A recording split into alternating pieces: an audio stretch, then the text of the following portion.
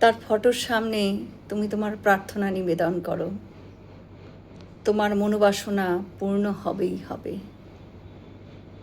তার আলোকচিত্র তারই চৈতন্যময় সত্তা।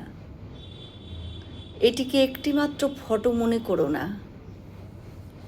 যদি পাওয়া যায় ফুল, ধূপ, তাকে নিবেদন করো।